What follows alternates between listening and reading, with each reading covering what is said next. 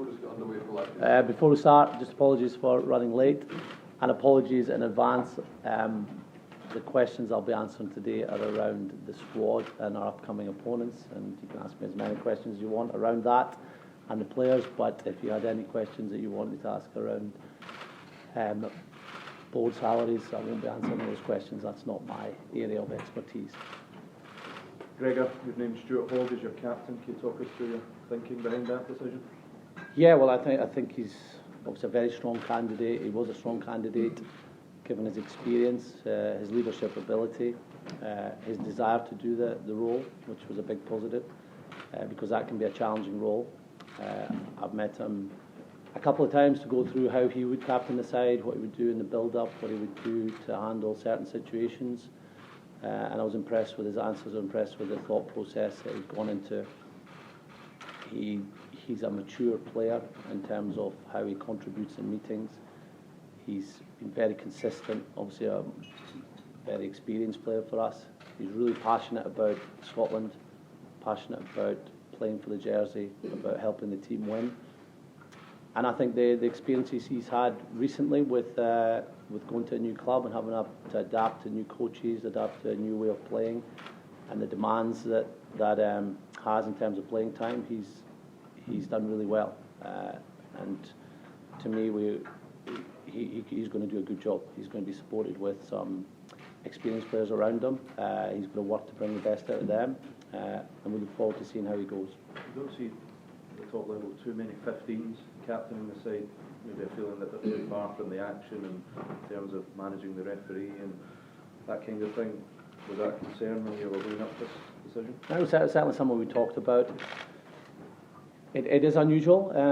For some reason, fullbacks haven't captained. I did have a fullback as captain, and I remember at the time I played 13 and 10 for Scotland when Gavin Hastings was captain, and it was great to have the captain as someone outside me and give me confidence to play. So I know the effect a 15 can have around the players around them. We have to have other people that can speak to the ref at certain times.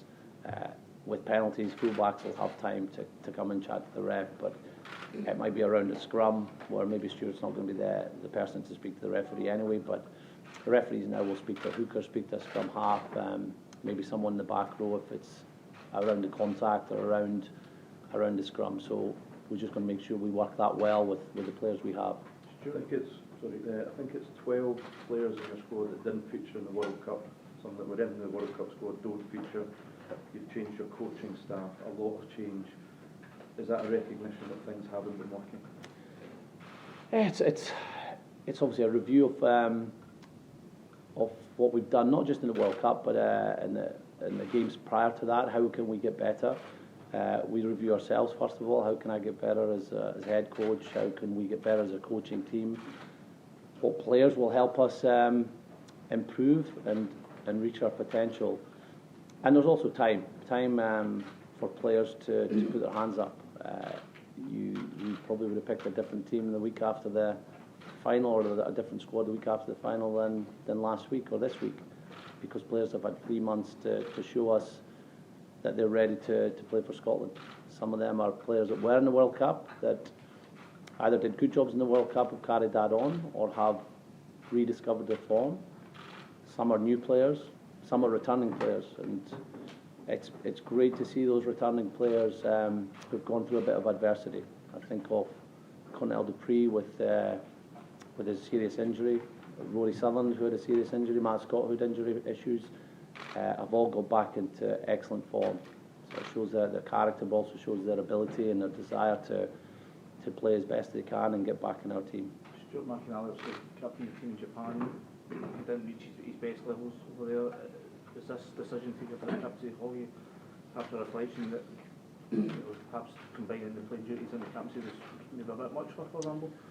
Yeah, well, look, at the time, I'm not sure if we discussed it as a media group ahead of Japan. I know that was a quick turnaround, but that was obviously a tough decision to make for Stuart not to start against Japan and not to be captain. But him and I had been meeting regularly during that period, and he hadn't played at his best, and we felt at the time that was because of the the new responsibilities and pressure, I suppose that's a word, of being captain.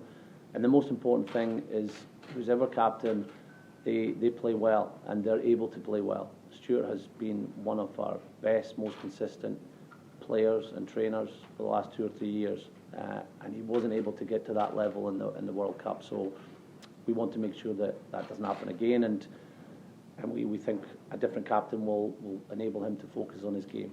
He's still a key leader. Him and Fraser Brown are two very experienced players for us. I've met them both regularly or a few times since the World Cup, and their contributions to how we've reviewed things, but also their contributions when they come into camp will be very valuable. So there's no Richie Gray, no Sam Skinner, no Blair Thompson, they haven't been playing lately.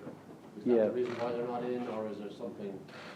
No, they're all injured. So Richie and Blair have both been out with head injuries, so both are unavailable just now.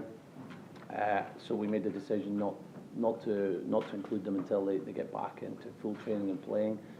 Sam Skinner is back full training, but he's not played a game. He's not going to be. Well, he might not be involved with Exeter this weekend, but we're hoping that he plays for Exeter A team on Monday. They have a league game the following week. If things go well, Sam could be playing for Exeter within a couple of weeks. And all those three players, obviously, 2 of them were out. Well, Sam just missed out in the World Cup. Blaze was in the World Cup squad. Richie Gray, obviously, we're keeping a close eye on him. Other players have just missed out of injury as well that were very close to the squad, or probably would have been in the squad. Matt Fagerson had a fractured rib from the weekend, so he's going to be out a couple of weeks. Bruce Flockhart just missed out with injury, so it's really disappointing for them. For us, that they've just picked up an injury that shouldn't mean that they miss more than 1 or 2 games. Those 2 games come pretty fast, but then we have a week off before we get back into Italy. Another player I want to mention who's injured, who won't be considered for us in the Six Nations, is James Lang. He was outstanding for Harlequins this season.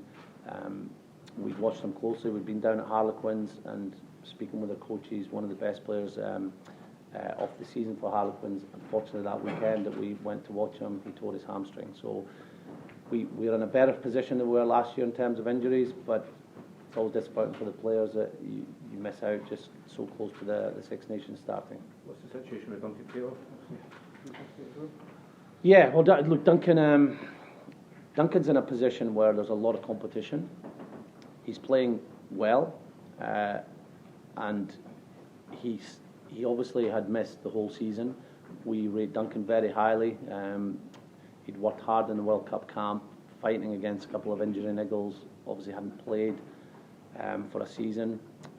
Worked really hard in our away game in France. Worked really hard in the games he played, but wasn't back yet up to top form and top speed.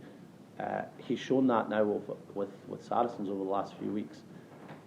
But unfortunately for Duncan, as well as the competition, Saracens play Sunday next week, which to me is ridiculous. That a Premiership have got a game 6 days before we play Ireland. So we're training 5 sessions from Monday to Monday, and those Saracens players can only make one of those 5 sessions. So it's not Duncan's fault. It's not Sean Maitland's fault, although Sean's in our squad. It's not Saracens' fault, but to have a fixture the Sunday before the Six Nations, none of the England players will be playing that week. They're on their way in a camp in Portugal for the whole week. It does make it really difficult for us to prepare the team the best we can. So Duncan's been unlucky in that regard. There is a lot of competition in centre, but the fact that we know he's only going to make one of those 5 sessions means that we've not included him this time. Is this a reset? For life. Sorry? That's for life. Is this a reset? Is this with fresh captain, you've got fresh coaches, fresh faces in here as well? Have you kind of started with a blank sheet of paper here?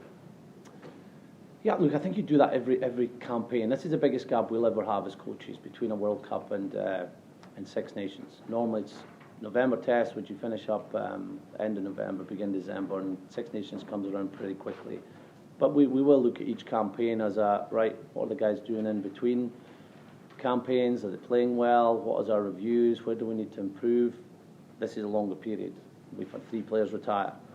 We've had a good chance to look at where we think we need to improve. We've had coaches move on, and one who will be moving on at the end of the season. So we looked at bringing someone else in to work with the forwards. So yeah, it'll be new for the players, and that already myself and the coaches, we've learned things we might have to do slightly differently. But there's new voices as well that they'll hear. Will we expect to see a different looking team on the field? Will we expect to see a different Scotland playing in the Six Nations? Well, we just want to be better. Whether it be different, there's certain fundamentals that we feel we have to put in our game to put teams under pressure. We've got to be more consistent. We've been tougher to beat. We know that, and these are things we'll have to work on. But the way we feel we can beat teams is based around our effort, our skill, our speed, and some of the players that are coming into our group now help us even more achieve those goals than before. We have backs that are playing really well, exciting, attacking rugby. We have forwards now with ball carriers with real explosive ability.